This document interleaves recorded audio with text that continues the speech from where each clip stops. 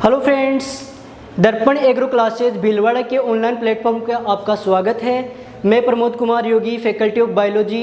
आज अपन बायोलॉजी का first lecture चालू करते हैं। आपको स्टेप बाय स्टेप सारे वीडियो नंबर से मिलेंगे।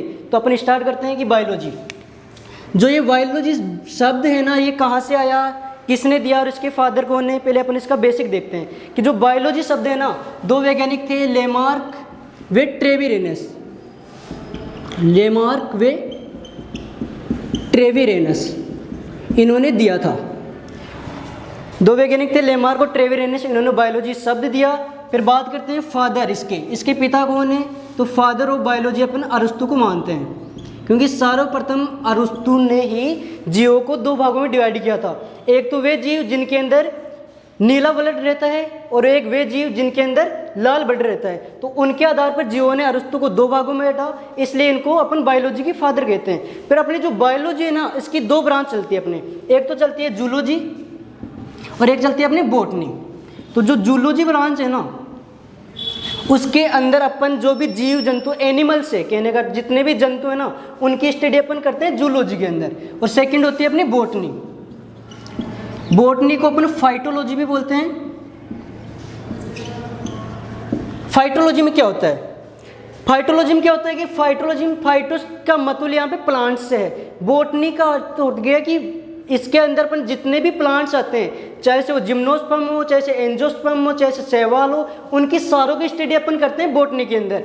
और जितने भी जीव आते हैं, चाहे से वो निम्न वर्ग के हो, चाहे से उच्च वर्ग के हो, उनकी स्टडी करते हैं अपन जूलॉजी के अंदर। तो जो जूलॉजी के फादर है ना, वो तो बोलते हैं अपन अरस्तु को, क्योंकि जो अरस्तु ने सबसे पहले जो जीव देखे थे ना, उनको दो कैटेगरी में डिवाइड किया था। एक तो वो जीव जिनकी जो ब्लड नसा है ना, जो उनकी धमनियाँ है, उनके अंदर लाल खून हो, और एक वो जीव जिनके अंदर नीला खून हो। इसलिए इनको जूलॉजी का फादर कहते हैं, क्योंकि वो सारे जंतु थे।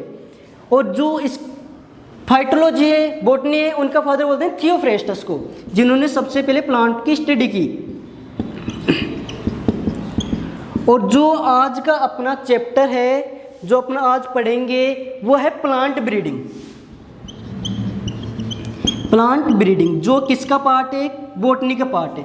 प्लांट ब्रीडिंग का अर्थ क्या होता है कि प्लांट के अंदर जो भी जेनेटिक पदार्थ है, आनुवांशिक पदार्थ है, यानी कि गुणसूत्र, डीएनए, आरएनए, उनके अंदर अपन को चेंज करना है। उनकी टेक्नोलॉजी अपन पढ़ेंगे प्लांट ब्रीडिंग में। जो अपना फर्स्ट चैप्टर का जो अपन फर्स्ट चीज पढ़ेंगे ना, वो है प्लांट ब्रीडिंग। तो अपन स्टार्ट करते हैं। इसको मिटाना है भी।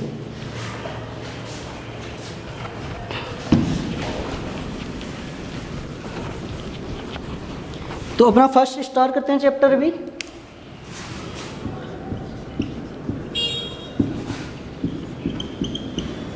Plant breeding.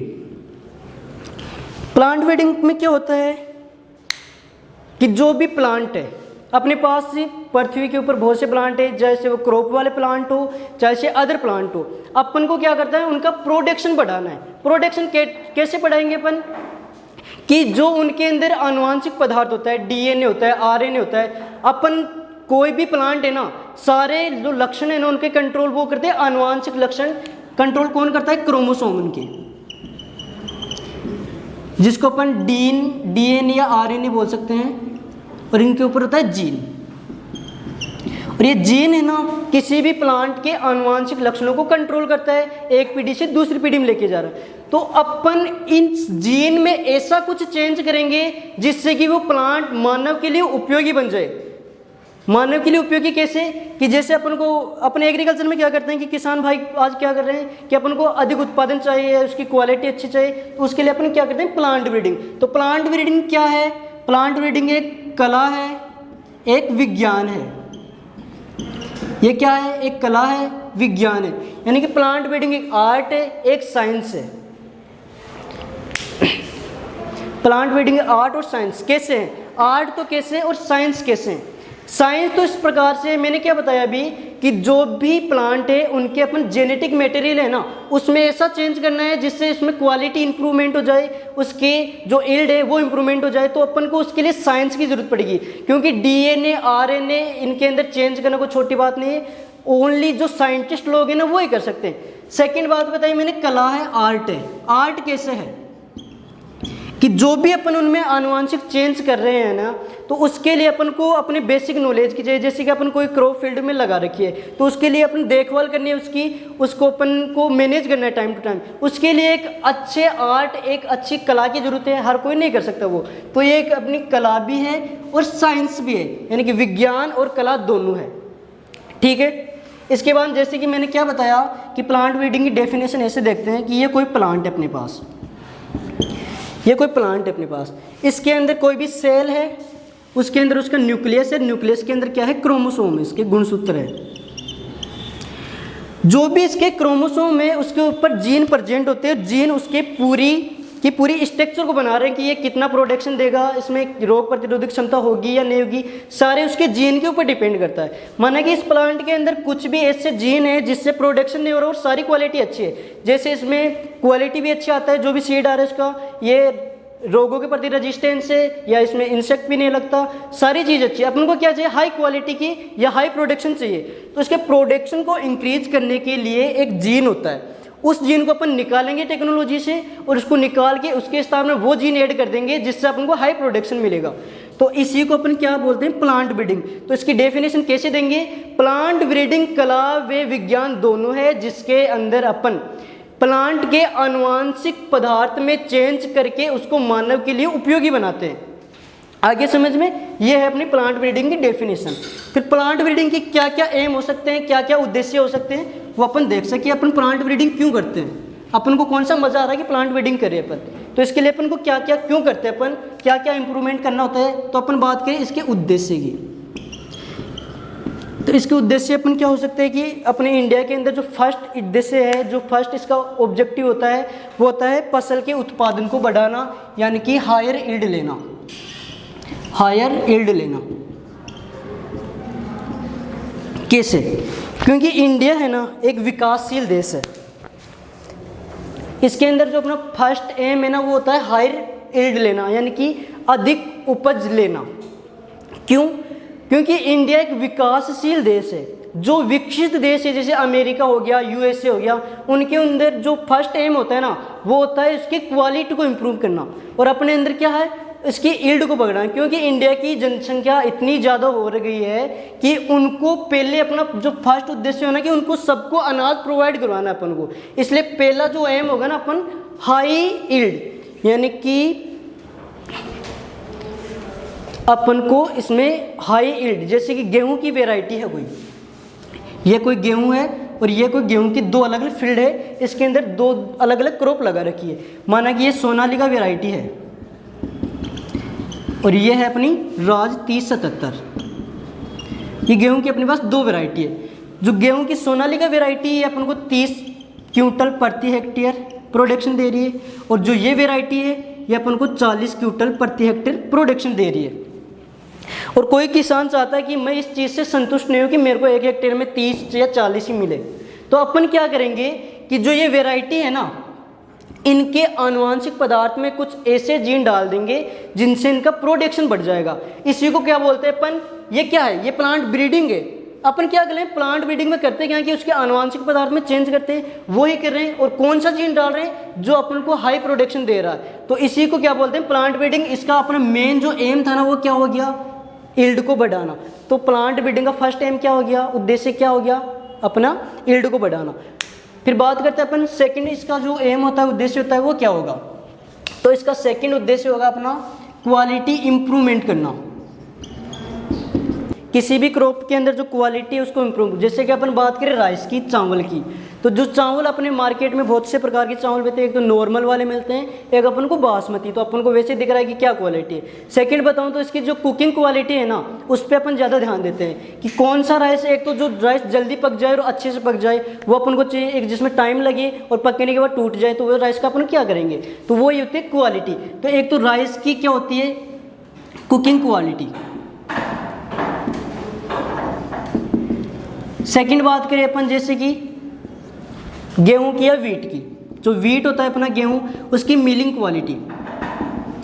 मिलिंग क्वालिटी क्या होती है कि उसको अपन जब पीसते हैं तो एक तो अच्छे से पीसे रहे, कुछ देखते हैं अपन नॉर्मली खराब पीसता, तो वो मिलिंग क्वालिटी होती है। तो अपन इस चीज़ को भी अपन प्लांट ब्रीडिंग में ऐड करते हैं कि अपन जो बना रहे हैं, जो भी प्रोडक्शन कर रहे हैं, जैसे कि सीरियल क्रॉप है तो राइस हो गया, वीट हो गया, तो राइस है ना उसमें अपन जो कुकिंग क्वालिटी है उसको इम्प्रूव करेंगे, जो वीट है उसमें मिलिंग क्वालिटी है उसको इम्प्रूव करेंगे। तो ये भी क्या है, अपना एम होना चाहिए प्लांट ब्रीडिंग का। फिर थर्ड की बात करते हैं अपन, जो अपना तीसरा उद्देश्य होता है वो होता है disease and insect resistance. Disease and insect resistance variety.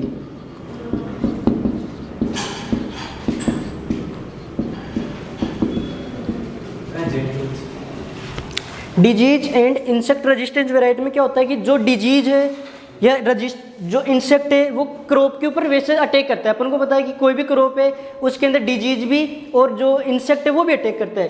तो जो डिजीज और इंसेक्ट है ना, उनसे पहले तो अपन को ये पता होना चाहिए कि कितनी % आनी होती है, कि डिजीज और इंसेक्ट जब अपनी क्रॉप पे अटैक करते हैं तो उनसे लगभग 26% है ना, वो अपना उससे जो प्रोडक्शन है ना वो कम हो जाता है।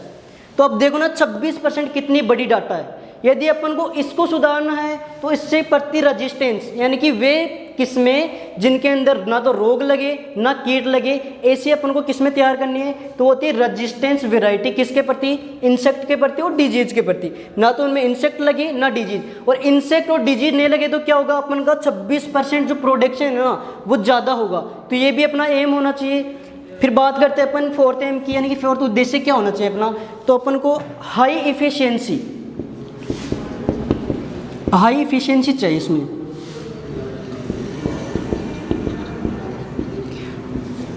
हाई इफिशियंसी का अर्थ क्या होता है,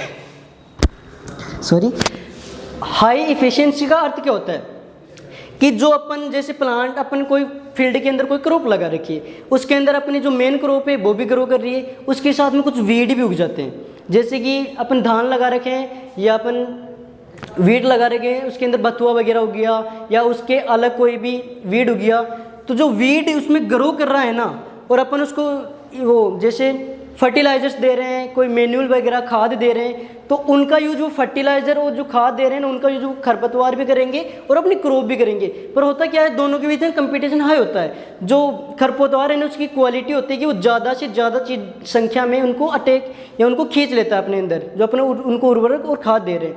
पर क्वालिटी अपन को ऐसी बनानी है उस क्रॉप की कि वो खाद और उर्वरक है ना उनका पूरा यूज करे अपने प्रोडक्शन को इंक्रीज करने में। तो अपन को ये क्वालिटी बनानी है कि उसकी हाई इफिशियंसी की।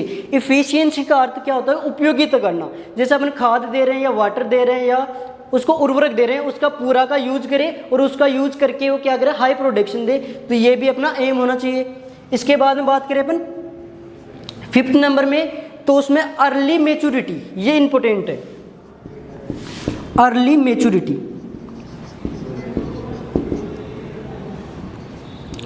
अर्ली मैच्योरिटी, अर्ली यानी पहले, मैच्योरिटी पकना। अपन को ऐसी वैरायटी बनानी है कि जो कम टाइम में पक कर ही अपन को प्रोडक्शन दे दे। इससे अपन को कितने फायदे होंगे आप देखना। यदि कोई क्रॉप अपने फील्ड में लॉन्ग टाइम तक रहेगी ना, तो उससे क्या होगा कि उस फील्ड में वो एक तो लॉन्ग टाइम तक वो फील्ड अपन उसमें दूसरे क्रॉप नहीं ले सकते।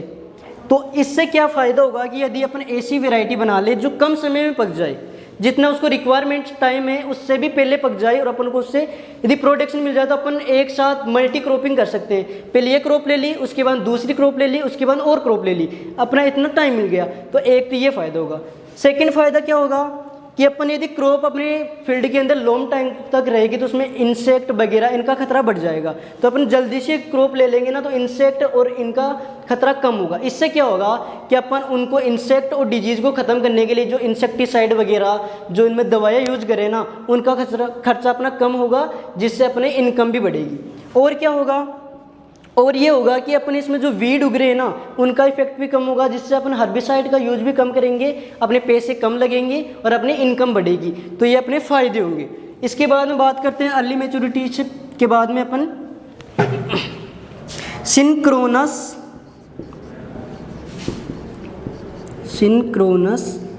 मैच्योरिटी, ये भी बड़ी इंपॉर्टेंट है। सिंक्रोनस मैच्योरिटी क्या होती है, समकाल पक्वता। इसका मतलब क्या होता है कि अपने कोई भी क्रॉप है फील्ड के अंदर, जैसे अपन मेनली मूंग की बात करें, मूंग के अंदर क्या होता है कि फलियां है ना वो टाइम अलग अलग टाइम पे पकती है। जो ऊपर फलियां आ रही है ना वो लेट पकती है, जो नीचे आ रही है वो पहले पक जाती है। उसमें क्या अपन उसकी कटाई करते हैं ना, उसमें अपना नुकसान होता है। यदि पूरी क्रॉप अपनी टाइम पे पक जाए ना तो अपन आराम से कटाई कर सकते हैं। जैसे अपन मूंग में देखते हैं कि जो नीचे वाली फली है ना वो पहले पक जाएगी, ऊपर वाली बाद में पकेगी क्योंकि बाद में आ रही है। तो इनमें क्या होगी, सिंक्रोनस मैच्योरिटी नहीं है। जो नीचे वाली पहले पक गई ना उससे दाने निकल निकल के बाहर गिर जाएंगे, जिससे अपना यील्ड कम होगी। इसलिए अपन को ऐसी वेराइटियाँ बनानी है जिसमें सिंक्रोनस मैच्योरिटी यानी कि एक साथ ही सारी फसल पके, जिससे अपन कटाई भी आराम से कर सके और अपने यील्ड भी हाई हो सके। तो अपन को इन चीज़ों का ध्यान रखना है। इसके बाद में बात करते हैं अपन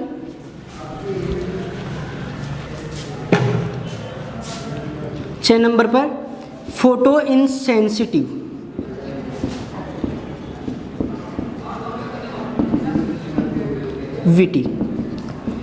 फोटो इनसेंसिटिविटी क्रॉप्स, इसमें क्या होता है कि प्रकाश के प्रति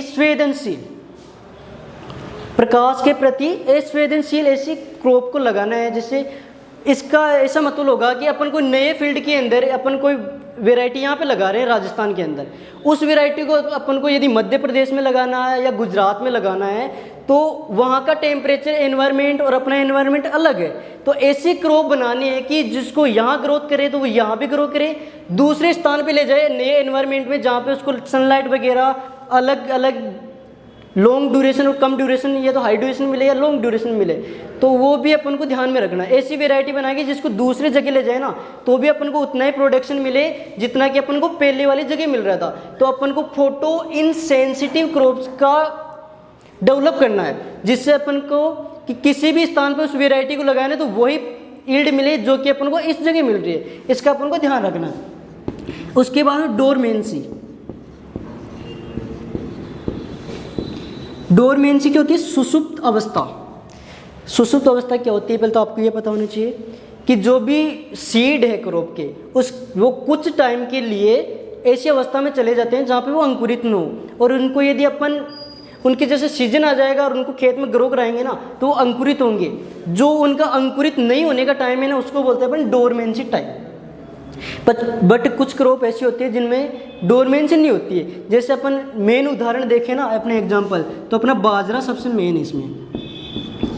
जब अपन बाजरे की कटाई कर लें यानी कि पर्ल मिलेट, जब हम पर्ल मिलेट या बाजरे की कटाई करते हैं ना और उस कटाई करके उसके जो भुट्टे हैं उनको अपन डाल देते हैं ज़मीन पे, उस टाइम यदि बरसात होगी तो क्या होगा कि जो इसके सीड हैं, इसके बीज है बाजरे के, वो बरसात के पानी से नमी को लेकर अंकुरित हो जाएंगे। इसका मतलब क्या हुआ, उसमें डोरमेंसी नहीं है, और ये बीज अंकुरित हो जाएंगे तो अपने कुछ काम के नहीं बचे, इससे अपने यील्ड कम होगी। यील्ड को अपन यदि मेंटेन रखना चाहते हैं ना तो अपन को ऐसी वेराइटी चाहिए जिसमें कुछ टाइम के लिए यानी कि अस्थायी टाइम के लिए डोरमेंसी हो, जिससे क्या होगा कि वो अपने यील्ड को इफेक्ट करेगा यानी कि बढ़ाएगा। जैसे कि बात करें बाजरे की, यदि बाजरे में वो अंकुरित नहीं होती ना तो अपनी यील्ड बाजरे की ज़्यादा होती है, अंकुरित होगी तो वो भुट्टे खराब होगी तो अपनी यील्ड वैसे कम हो रही। तो अपन को डोरमेंसी को भी ध्यान रखना है उसमें।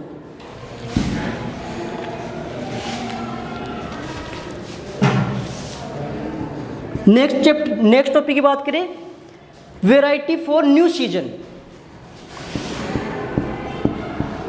वेराइटी फॉर न्यू सीजन, इसका मतलब क्या है, यानी कि नए सीजन। जैसे अपन मेज की बात करें, मेज वैसे है किस सीजन की क्रॉप, खरीफ की क्रॉप है, पर अपन ने मेज की ऐसी वैरायटी डेवलप कर दी जिसको अपन तीनों ऋतुओं में लगा सकते हैं। मेज को अपन खरीफ में भी लगा सकते हैं, रबी में भी लगा सकते हैं और जायद में भी लगा सकते हैं। तो अपन को ऐसी ही वैरायटी और डेवलप करनी है अदर क्रॉप्स की जिसको अपन हर ऋतु में लगा सके। जैसे टमाटर आजकल अपन को हर ऋतु में मिल जाते हैं, जैसे अपनी मिर्च हुई वो भी हर ऋतु में मिल जाते हैं, जैसे अपना ये मेज हुआ वो भी हर ऋतु में मिल जाता है। तो अपन को ऐसी वेराइटियाँ डेवलप करनी है जो कि अपन को हर चीज़ में ग्रो करा सके, जिससे क्या होगा कि अपन को जो भी चाहिए चीज़ अपन को, जैसे मेज अपन को तीनों ऋतु में चाहिए तो उस भी ऋतु में अपन ले सके उसको। इसलिए अपन को वेराइटी फॉर न्यू सीजन, अपन को उसके अंदर ऐसे जेनेटिक्स चेंज करने हैं जिसको अपन किसी भी सीजन में लगाए ना तो आराम से प्रोडक्शन दे सके अपन को, ठीक है। इसके बाद में बात करें 9 नंबर पे, drought and salt resistance variety. इसमें क्या होता है, रेजिस्टेंस का अर्थ मैंने पहले बताया, रेजिस्टेंस का अर्थ है प्रतिरोधी, उस चीज को सहने की उसमें क्षमता हो, उसके प्रति भी वो काम कर सके। तो किस किस के प्रति, ड्रोथ यानी कि सूखा, साल्ट यानी कि लवणता। अपन बात करते हैं इंडिया के अंदर, इंडिया में जो भी खेती है ना सारी मानसून पे आधारित है, तो कोई ज़रूरी नहीं है कि हर टाइम वर्षा ही हो, सूखा भी पड़ सकता है। और अपन मेनली जैसे अपन राजस्थान की बात करें ना, वहाँ पे लगभग सूखा है तो वहाँ पे साल्ट का भी जमा हो रहा है। तो अपन को तो ऐसी वैरायटी चाहिए ना कि जो सूखे में भी प्रोडक्शन दे और जहाँ पे लवणीय भूमि है वहाँ पे प्रोडक्शन दे। तो अपन को प्लांट ब्रीडिंग का यूज करके ऐसी वेराइटियाँ डेवलप करनी है कि जो अपन को सूखे क्षेत्र के अंदर भी अधिक प्रोडक्शन दे और जहाँ पे साल्ट का जमा हो ना वहाँ भी प्रोडक्शन दे, उसमें कुछ भी इफेक्ट नहीं पड़े। क्योंकि अपन राजस्थान के अपन को पता है कि यहाँ पे सूखा है और यहाँ पे लवणीय मृदा भी है, तो अपन को इसका विशेष ध्यान रखना है। ठीक है, इसके बाद में अपन बात करें यदि नॉन स्टेरिंग,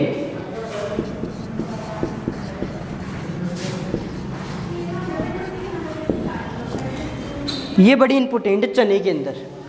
नॉन स्टेरिंग में क्या होता है कि चने की जो फलियां है, पोड लग रही है ना, वो समय से पहले टूटना चालू हो जाते हैं, जिसमें क्या होती है बीज बनता है। यदि वो टूटना चालू हो जाएगी, टूट के नीचे गिर जाएगी, अपना सीड प्रोडक्शन कम होगा, उसमें प्रोडक्शन कम होगा। तो अपन को यदि प्रोडक्शन बढ़ाना है ना चने का, तो उसके अंदर इस जो ये करैक्टर है ना ये डेवलप करना पड़ेगा, जिससे कि वो टूटे नहीं फलियां और अपना प्रोडक्शन बने। लास्ट बात करते हैं अपन एक, कुछ क्रॉप क्या होती है उनके अंदर कुछ टॉक्सिक मटेरियल बन जाता है। कुछ क्रॉप क्या होती है उनके अंदर टॉक्सिक मटेरियल बन जाता है, टॉक्सिक पदार्थ बन जाता है। यानी कि टॉक्सिसिटी या जो टॉक्सिक मटेरियल है ना उनकी मात्रा को कम करना।